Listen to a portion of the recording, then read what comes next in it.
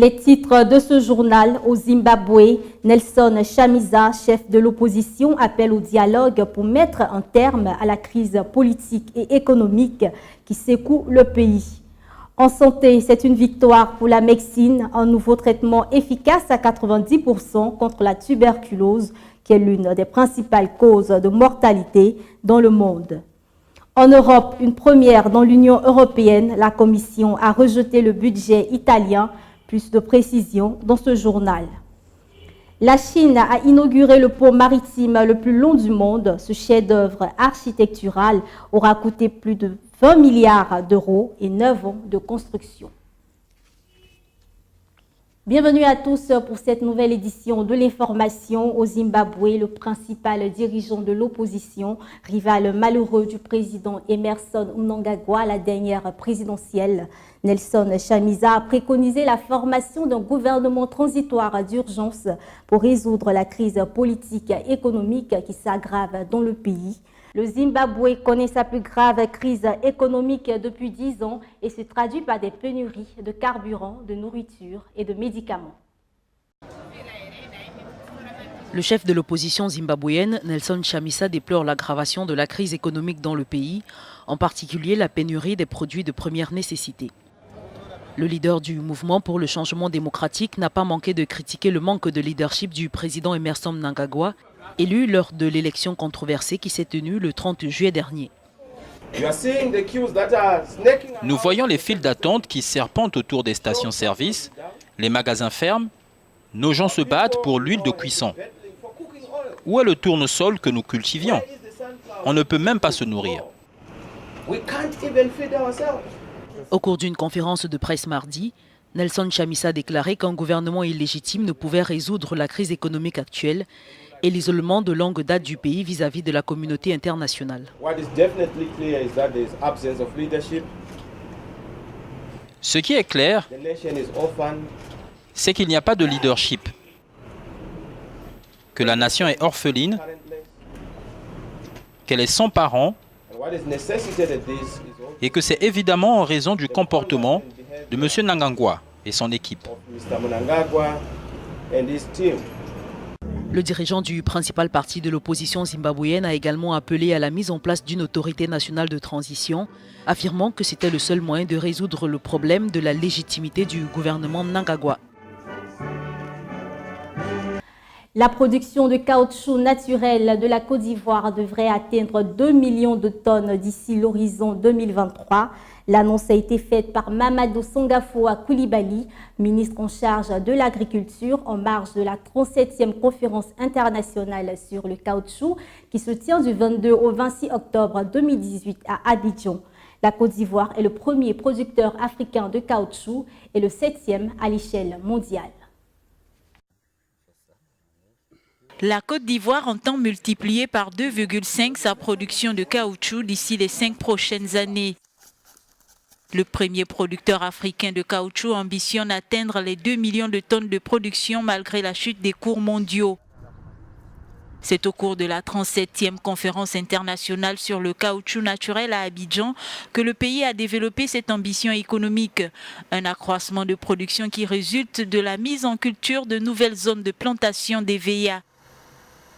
Selon les autorités ivoiriennes, la production de 2018 devrait atteindre environ 800 000 tonnes de caoutchouc sec.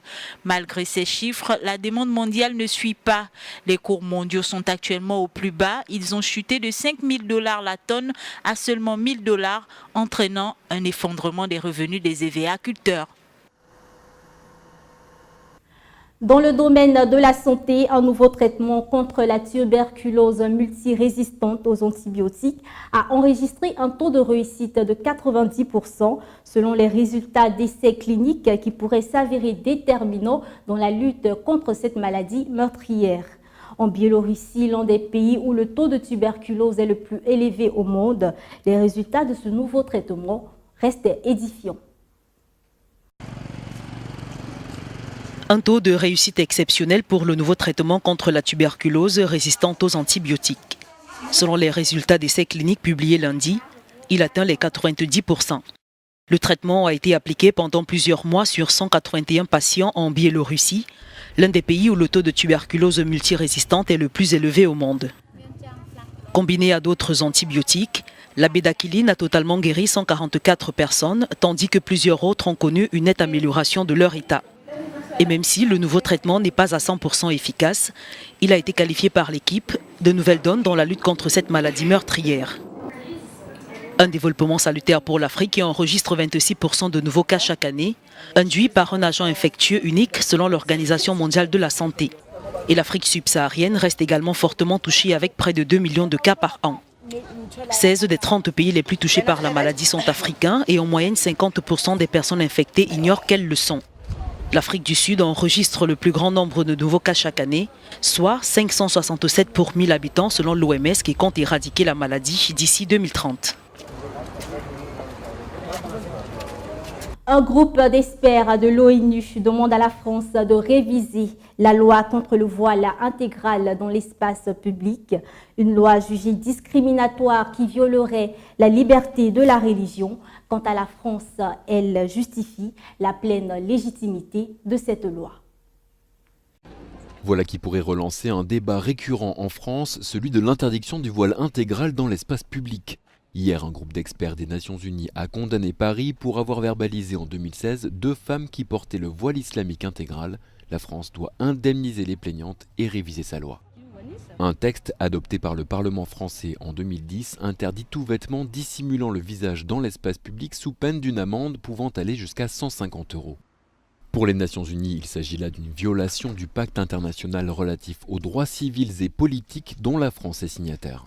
On a trouvé en fait une violation de 2 articles, donc c'est l'article 18 du pacte, c'est la liberté de religion qui inclut aussi la liberté de manifester sa religion et aussi l'article 26 qui est l'article qui interdit la discrimination. Cet avis rendu par le Comité des droits de l'homme n'est pas contraignant. Dans un communiqué, la diplomatie française a réaffirmé, je cite, la pleine légitimité de la loi de 2010. Saisie par des plaignantes françaises, la Cour européenne des droits de l'homme a validé à 2 reprises l'interdiction du voile intégral dans l'espace public en France et en Belgique. Le Danemark et l'Autriche ont adopté une législation similaire. Le vice-président de la Commission européenne, Frans Timmermans, a une nouvelle fois appelé la Roumanie à revoir sa réforme sur la justice. La Commission estime que l'indépendance des juges est menacée et s'inquiète également de la séparation des pouvoirs en Roumanie. La Roumanie apparaît à son tour dans le viseur européen. Les réformes judiciaires menées par le gouvernement roumain sont au centre des inquiétudes. L'Union a déjà fait part de ses préoccupations. Désormais, c'est le Conseil de l'Europe qui s'alarme des modifications prévues dans le code pénal qui pourraient affaiblir la lutte contre la corruption.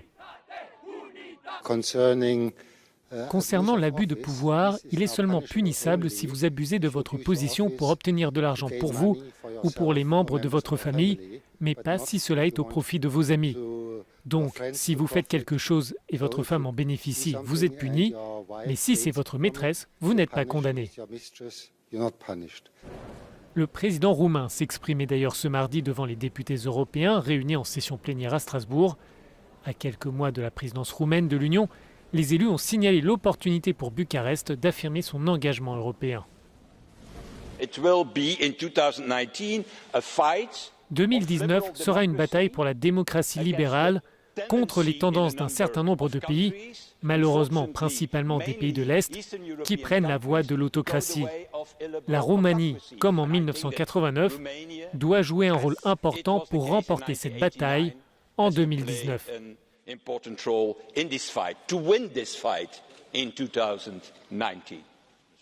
Pour la Roumanie, membre de l'Union depuis 2007, la priorité est de rejoindre l'espace Schengen. Pour cela, Bucarest doit encore faire ses preuves, insiste le président de la Commission européenne. Dans un tweet, Jean-Claude Juncker explique qu'il aimerait voir la Roumanie rejoindre l'espace de libre circulation des personnes avant la fin de son mandat et pour cela, il faut soutenir l'état de droit et lutter contre la corruption.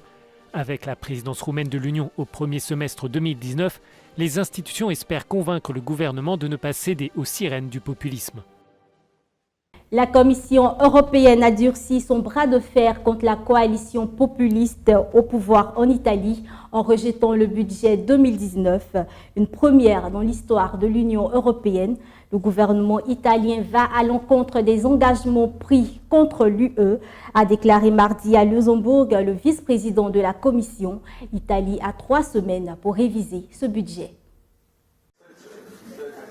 Le Collège des commissaires de l'Union européenne rejette le projet de budget présenté par l'Italie. C'est une première dans l'histoire de l'Union européenne. Bruxelles avait déjà envoyé la semaine dernière un courrier à Rome pour s'inquiéter du dérapage budgétaire italien. Pierre Moscovici est le commissaire européen aux affaires économiques. La Commission ne remet pas en cause les priorités du gouvernement. D'abord, c'est le gouvernement italien qui est légitime pour diriger ce pays.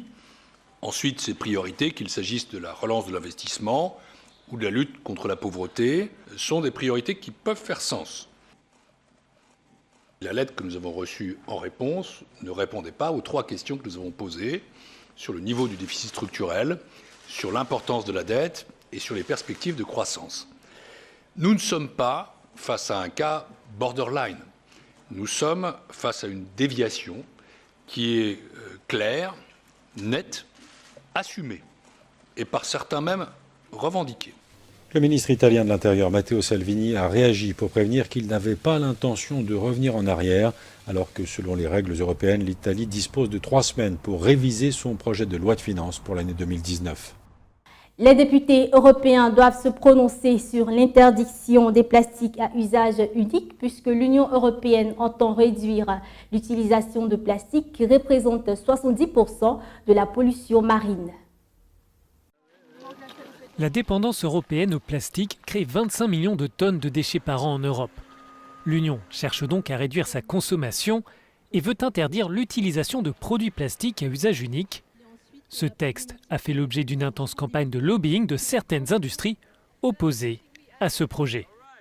Il y a des réactions violentes de quelques secteurs en Allemagne, le secteur des ballons par exemple, et tout cela se retrouve dans certains amendements de mes collègues. Les députés doivent se prononcer ce mercredi. Si le texte est adopté, il devra ensuite obtenir le feu vert des États membres. Ce sera alors au tour des entreprises de suivre le mouvement et de réinventer leur mode de production. Faire en sorte que Coca-Cola et les gros autres agro-industriels changent leur manière de concevoir leur packaging et qu'on ait moins de déchets dans les océans, moins de déchets dans la nature et en plus de préserver l'environnement, préserver aussi la santé des populations. L'Union veut interdire 10 objets en plastique qui représentent 70% des déchets marins. Le Forum international sur l'investissement, le Davos du désert qui se tient à Riyad en Arabie Saoudite, est cette année totalement éclipsé par l'assassinat du journaliste saoudien Jamal Khashoggi. Les désistements en cascade des dirigeants et entrepreneurs ont terni l'événement organisé par l'homme fort du royaume saoudien, Mohammed Ben Salman. En Arabie Saoudite, le prince Mohammed Ben Salman a salué le bilan du Davos du désert. 50 milliards de dollars de contrats ont été signés lors de la conférence destinée à attirer les investisseurs étrangers, mais boycottés par des dizaines de responsables internationaux après les dernières révélations dans l'affaire Khashoggi. Nous traversons une sorte de crise qui résulte de l'incident très regrettable et odieux qui s'est produit en Turquie. Mais le royaume est en pleine transformation historique et d'une ampleur sans précédent. Mais ce virage est amorcé de manière délibérée et rien n'arrêtera ce processus.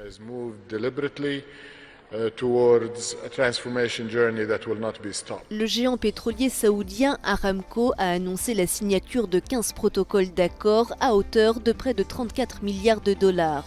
D'après le dirigeant de l'entreprise, le royaume va maintenir son engagement en faveur d'une introduction en bourse, mais l'agenda va dépendre de la situation des marchés.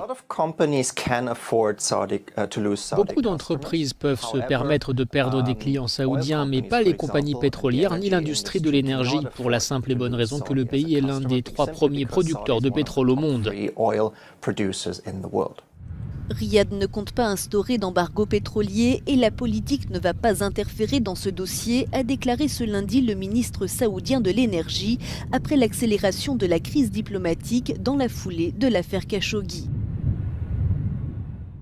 Après l'Est américain, c'est le Mexique, pays d'Amérique centrale, qui se prépare à connaître des heures délicates puisque l'ouragan Villa va s'abattre sur le centre-ouest du pays. L'ouragan Villa est jugé comme extrêmement dangereux et mortel selon le Centre américain des ouragans. Les vents dépassant les 240 km/h sont attendus. Des maisons envahies par les eaux et des rues transformées en torrents de boue, ce sont les premiers symptômes annonciateurs de l'arrivée de l'ouragan Villa. Formé dans le Pacifique et précédé par des pluies diluviennes, il doit frapper les côtes du nord-ouest du Mexique dans les heures qui viennent, avec des vents soufflant jusqu'à 240 km/h. D'abord classé en catégorie 5, la plus élevée, il a depuis été rétrogradé en catégorie 3, mais reste extrêmement dangereux selon le Centre américain des ouragans. Des messages de prévention ont été transmis à la population, les écoles ont été fermées et les hôtels de la station balnéaire de Puerto Vallarta ont été évacués. Le gouverneur du Jalisco a assuré que les services d'urgence étaient mobilisés et que de la nourriture et des abris seraient disponibles en cas de nécessité. Le plus grand pont maritime du monde par la distance qu'il couvre a été inauguré en Chine, long de 55 km. Il relie Hong Kong à la ville de Macao. Ce pont incarne par ailleurs les enjeux politiques et économiques liant la Chine au territoire semi-autochtone de Hong Kong.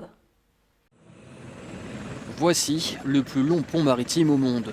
55 km d'acier et de béton, près de 10 ans de travaux pour relier Hong Kong à la ville de Zhuhai, au sud de la Chine.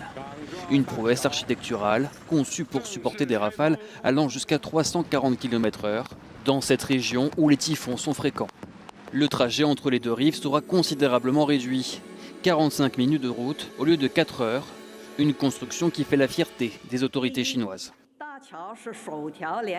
C'est la première fois qu'une route relie directement les deux régions administratives spéciales de Hong Kong et Macao. Elle nous permettra d'unifier les réglementations et les intérêts de ces territoires et de faire la traversée en 45 minutes. Des liaisons qui devraient concurrencer les compagnies maritimes.